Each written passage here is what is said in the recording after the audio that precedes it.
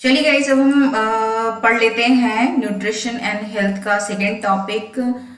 दूसरा टॉपिक इसी का वन ऑफ द टॉपिक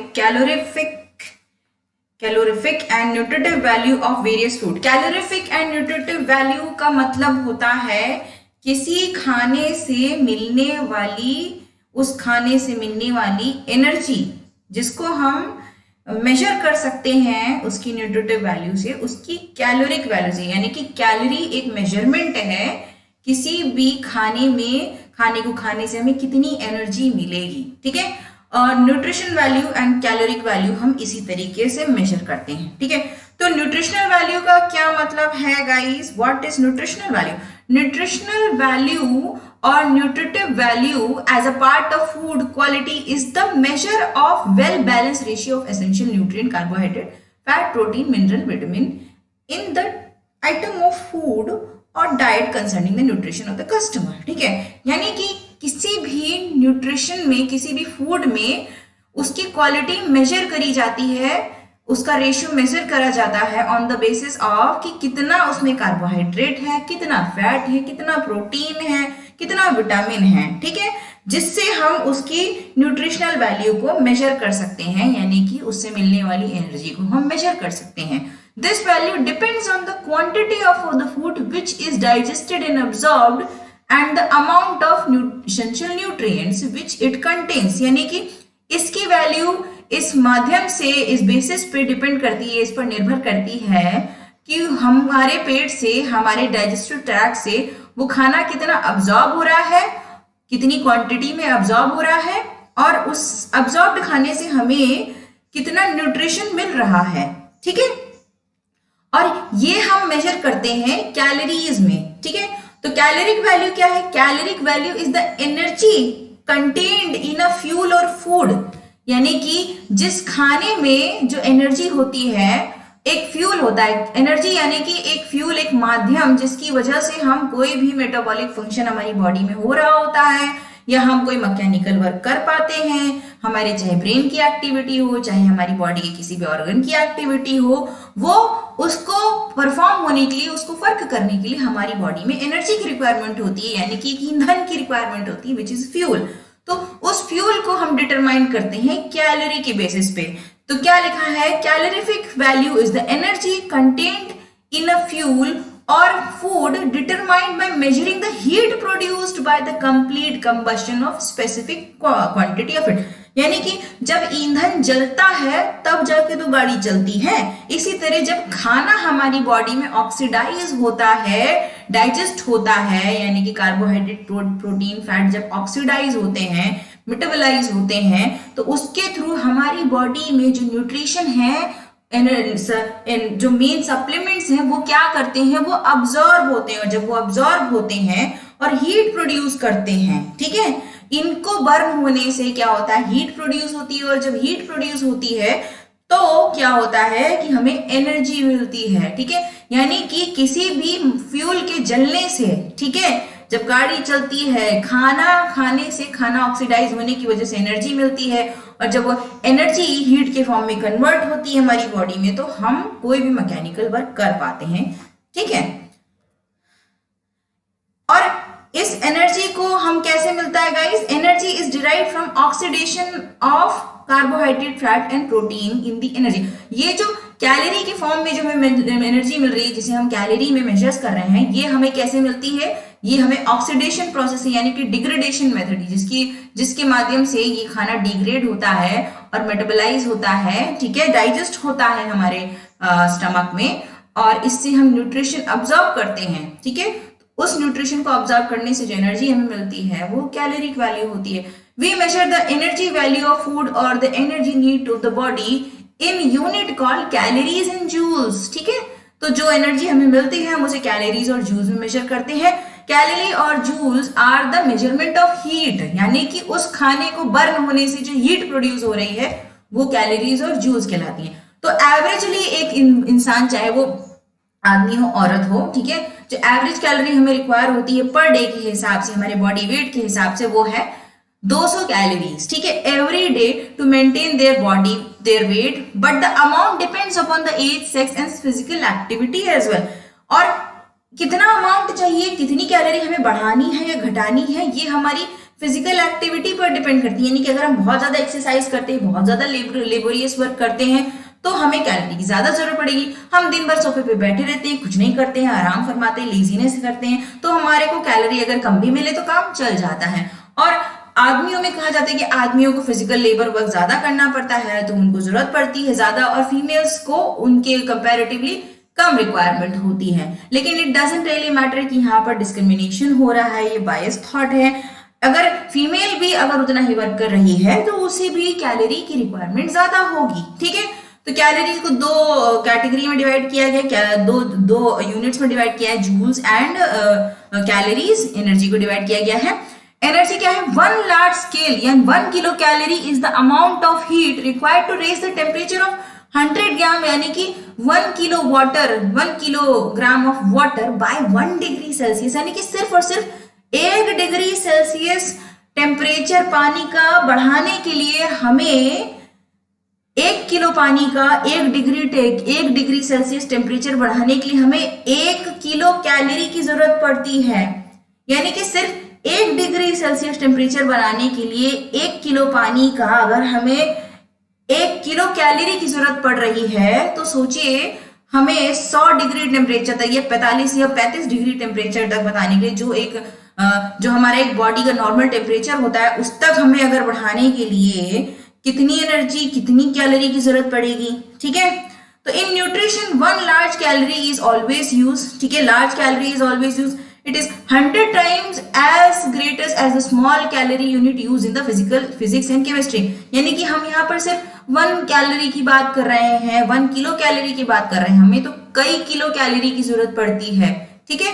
यही हम अगर जूल्स में मेजर करें तो ये इंटरनेशनल यूनिट है जूल्स, ठीक है। तो यहाँ पर क्या है, it is defined as the amount of heat need to rise the temperature of 240 grams, 240 gram, यानी कि अप्रोक्सीमेटली आपका पौन किलो, ठीक है, पौन किलो वाटर, ठीक है, का टेम्परेचर 1 डिग्री सेल्सियस तक रेस करने के लिए जो हमें एनर्जी रिक्वायर्ड होती है, उसे हम उसे 1 किलो जूल कहते हैं, ठीक है, उसे हम जूल्स कहते हैं, ठीक है। तो ये आपकी 2 यूनिट्स हैं जिसके जरिए हम एनर्जी को मेजर करते हैं। एनर्जी जिस फॉर्म में मेजर करी जाती है वो क्या है, हीट के फॉर्म में, ठीक है। अब कैसे लिखते हैं हमसे, 1 kilo calorie is equal to 1000 calories, 1 kilo joule is equal to 1000 joules and 1 kilo joule is equal to 4.14184 joules, ठीक है। और 1 kilo joule is equal to 0.23900 calories, ठीक है। तो इस तरीके से हम इसका कन्वर्जन करते हैं। The energy value of food is measured in the laboratory by an instrument called bomb calorimeter। bomb calorimeter एक इंस्ट्रूमेंट आता है जिसके माध्यम से हम किसी भी फूड से मिलने वाली एनर्जी को हम मेजर कर सकते हैं, ठीक है। एग्जाम्पल के तौर पे ऑलरेडी जो मेजर्ड यूनिट है कार्बोहाइड्रेट, फैट और प्रोटीन की, वो आपके सामने है। 4 किलो कैलोरी आपको पर ग्राम चाहिए होती है, पर ग्राम आपको 4 किलो कैलोरी मिलती है, और 9 किलो कैलोरी आपको फैट की मिलती है पर ग्राम, 1 ग्राम फैट से आपको 9 किलो कैलोरी मिलती है, और प्रोटीन का आपको कार्बोहाइड्रेट की तरह सेम मिलता है, यानी कि 4 किलो कैलोरी पर ग्राम, ठीक है। Thus, if we know the carbohydrate, fat and protein content of food or diet, we can calculate the calorific value। यानी कि अगर हमें किसी भी न्यूट्रिशन का, किसी भी सब्सटेंस का, किसी भी खाने का कार्बोहाइड्रेट, फैट एंड प्रोटीन का वैल्यू मालूम है तो हम उसकी कैलोरी कैलकुलेट कर सकते हैं, ठीक है।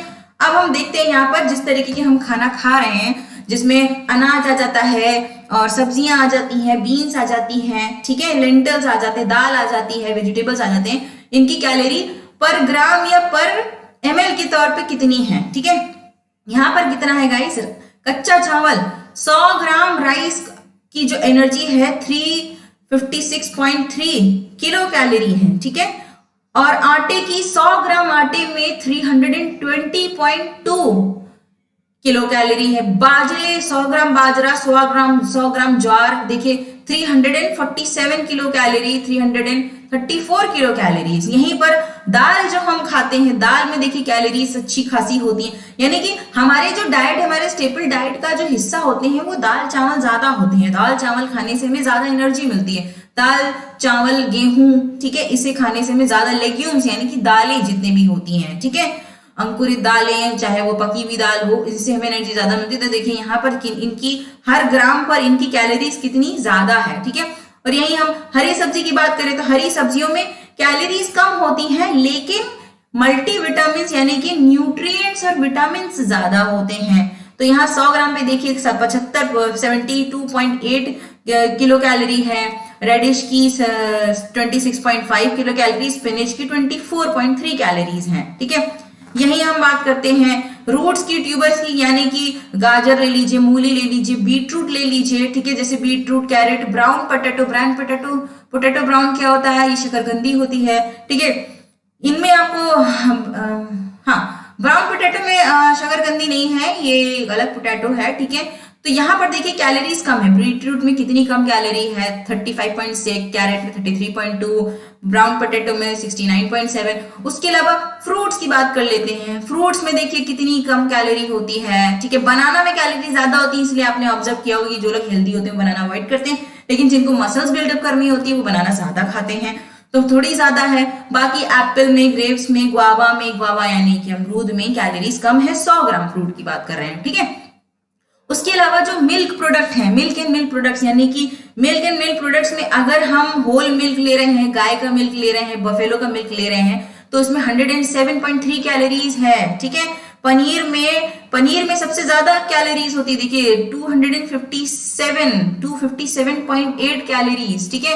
फिर उसके बाद सोया मिल्क देखिए इसमें कैलोरी कम है, लेकिन इसीलिए लोग पनीर नॉर्मल दूध से आपको सोया मिल्क पे स्विच करने के लिए कहते हैं। उसके अलावा टोफू में 75 कैलोरीज हैं, किलो कैलोरीज हैं। और मिल्क होल बफेलो, देखिए हमने ये चीज दोबारा लिख दी है गलती से, तो इसमें भी सेम कैलोरीज हैं, ठीक है। उसके अलावा जो हम फैट लेते हैं, फैट में देखिए कैलोरीज तो भर भर के हैं। सिर्फ 100 ग्राम घी में 920 किलो कैलोरीज है, बटर में 717 कैलोरीज, तेल में 900 कैलोरीज, चीज लेंगे तो 264.5 कैलोरीज, यानी कि ऑयल और फैट सबसे ज्यादा जो है हमें नहीं लेना चाहिए, तला भुना नहीं खाना चाहिए, सिर्फ छौंकने भर का छौंकने भर का तेल डालना चाहिए, ठीक है। तो ये हो गए आपकी calorific and nutritive value of food, ठीक है।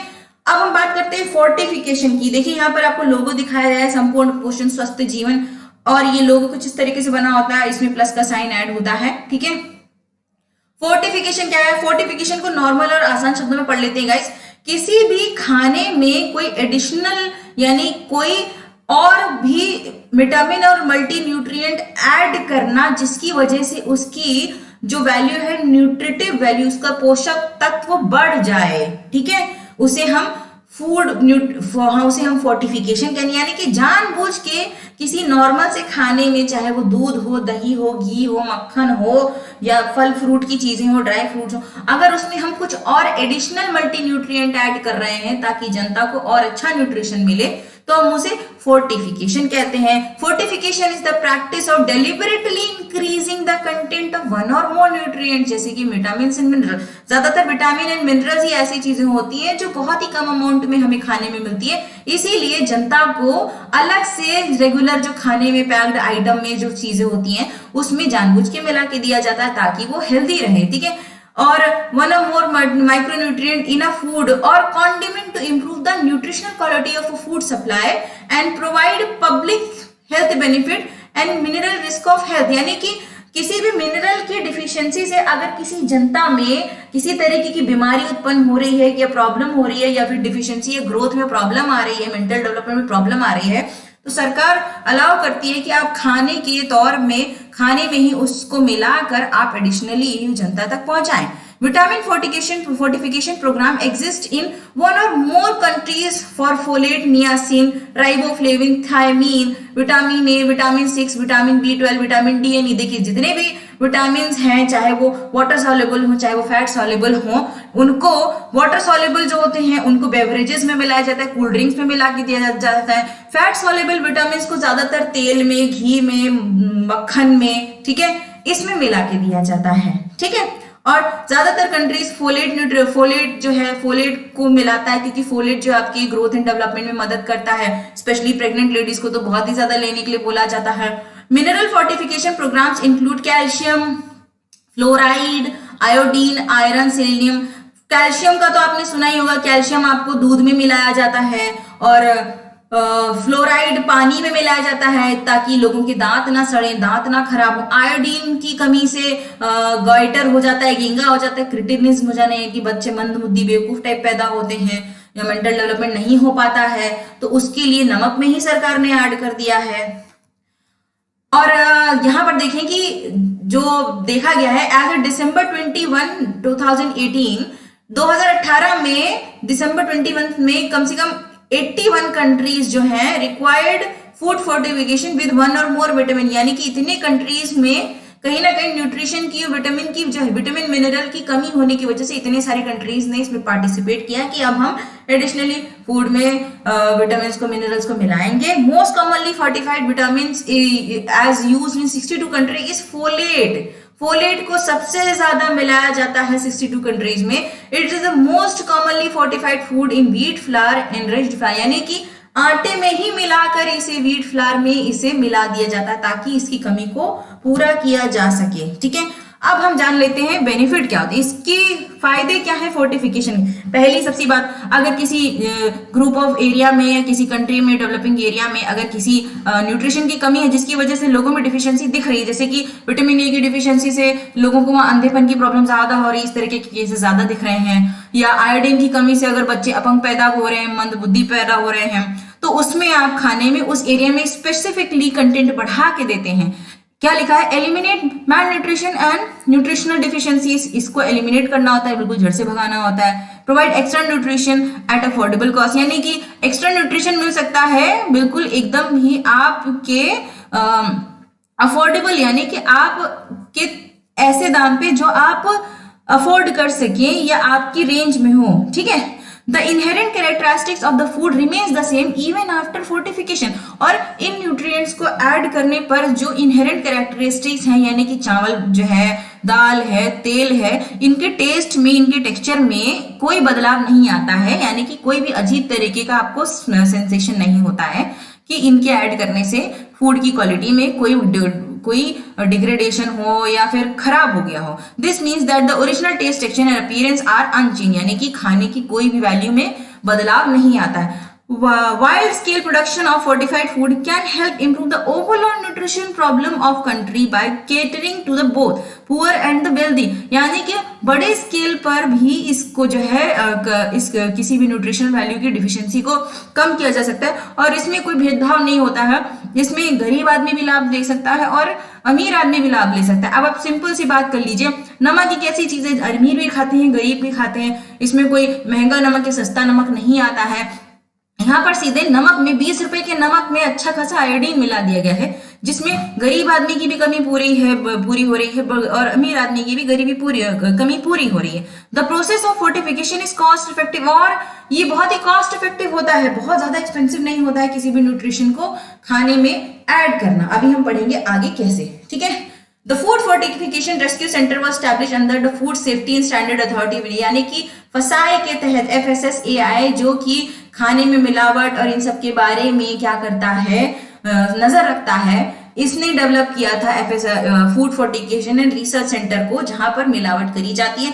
With it aim and objective being to promote large scale fortification in food, यानी कि लार्ज स्केल पर किस तरीके से न्यूट्रिशन को खाने में मिलाया जाए, इस पर ये काम कर रहा है। The food fortification research centre has taken the responsibility of major wide spread production of fortified, यानी कि इस सेंटर ने, फूड फोर्टिफिकेशन सेंटर ने ये रिस्पॉन्सिबिलिटी ली है, ये जिम्मेदारी ली है अपने सर पे कि ज्यादा से ज्यादा खाने में, ज्यादा से ज्यादा जो स्टेपल डाइट है, जो रेगुलर बेसिस की डाइट है, उसमें हम ज्यादा से ज्यादा न्यूट्रिशन मिला के जनता तक कैसे पहुंचाएं, ठीक है। Creating an F logo for the food, the following staple food are rice, wheat, flour, salt, edible oil, यानी कि ये जो खाने हैं जो हम रोजमर्रा के तौर पे खाते हैं, चावल है, नमक है, तेल है, दूध है, इसमें स्पेशली आपको मिलेगा फोर्टिफिकेशन।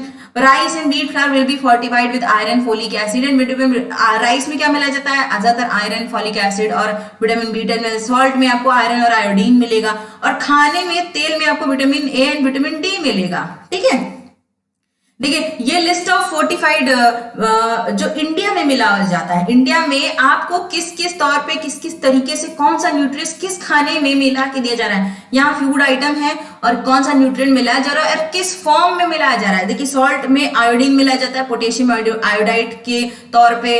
ऑयल में आयरन मिलाया जाता है, फेरस सल्फेट और फेरस फ्यूमरेट के फॉर्म में। विटामिन आपको retinal acetate, retinal palmitate and retinal propionate के फॉर्म में विटामिन मिलाते हैं आप तेल में। मिल्क में विटामिन डी मिलाते हैं जो कि कैल्सीफेरॉल और एगोकैल्सीफेरॉल है जो कि विटामिन है। ठीक है, विटामिन डी ए में रेटिनॉल एसीटेट है, रेटिनल पाल्मिटेट है। ठीक है, वनस्पति में आप विटामिन डी पाएंगे, वनस्पति घी है। ठीक है, डाल्डा घी जिसे बोलते हैं, इसमें आपको कैल्सीफेरॉल और अर्गोकैल्सीफेरॉल मिलेगा।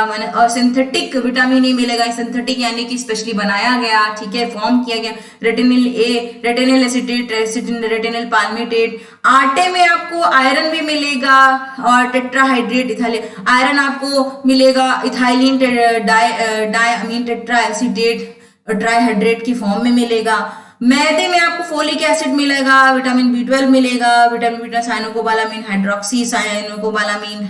ठीक है, आयरन आपको ferrous citrate, ferrous lactate, ferrous sulphate, ferrous fumarate, इस फॉर्म में आप आटे में, मैदे में आप जो है आयरन मिला सकते हैं। राइस में आप फोलिक एसिड, विटामिन B12 और आयरन मिला सकते हैं। जैसे कि मैंने कहा कि फोलिक एसिड जो है स्टेपल डाइट में सबसे ज्यादा मिलाया जाता है, और साइनोकोबालामीन, विटामिन B12, हाइड्रोक्सी कोबालामीन, और आयरन आपको सोडियम आयरन, इथाइलिन डायअमाइन टेट्राएसीटेट के फॉर्म में या फेरस पायरोफॉस्फेट के फॉर्म में मिलाया जाता है। ठीक है, अब fortified list of food available Indian market. Indian market में कौन कौन से ऐसे ब्रांड्स हैं जिसमें विटामिन मिला के मिलता है। जैसे कि पतंजलि का तेल में आपको विटामिन ए, विटामिन डी मिलेगा। फॉर्च्यून में आपको राइस ब्रांड मिलेगा। फॉर्च्यून जो राइस ब्रांड होता है, चावल की जो भूसी होती है, उसमें आपको vitamin A and vitamin D मिलेगा, यानी कि रिफाइंड ऑयल की बात कर रहे हैं। और कारगिल रिफाइंड ऑयल में आपको विटामिन ए, विटामिन डी मिलेगा। नेस्ले इंडिया जो प्रोबायोटिक दही आती है, जिसमें आपको पॉजिटिव जो है बैक्टीरिया, अच्छे हेल्दी बैक्टीरियाज मिलते हैं। एवरीडे दही में हेल्दी बैक्टीरियाज मिलते हैं। प्रोबायोटिक एवरीडे दही, नेस्ले की, मदर डेयरी की जो प्रोबायोटिक दही है, मदर डेयरी की एडवांस दही है, इसमें न्यूट्रिएंट्स और मल्टीविटामिन्स और प्रोबायोटिक्स दोनों मिलाए जाते हैं। अमूल का दही है, नॉर्मल दही है, इसमें न्यूट्रिएंट्स प्लस फ्लेवर्स मिलाए जाते हैं। डैनोन दही, ठीक है, इसमें फ्लेवर मिलाए जाते हैं कि अलग अलग फ्लेवर्स हैं। स्ट्रॉबेरी फ्लेवर है, मैंगो फ्लेवर दही आती है, ठीक है, ब्लूबेरी दही आती है। उसमें न्यूट्रिएंट के साथ साथ फ्लेवर मिलाए जाते हैं, साथ ही साथ हेल्दी बैक्टीरिया मिलाते हैं ताकि आपका खाना जल्दी डाइजेस्ट हो। ठीक है, तो गाइस ये है आपका फाइनल जिसमें हमने कवर कर लिया है आपका calorific and nutritive value plus fortification of food, यानी कि फोर्टिफिकेशन क्या होता है। Okay guys, thank you so much.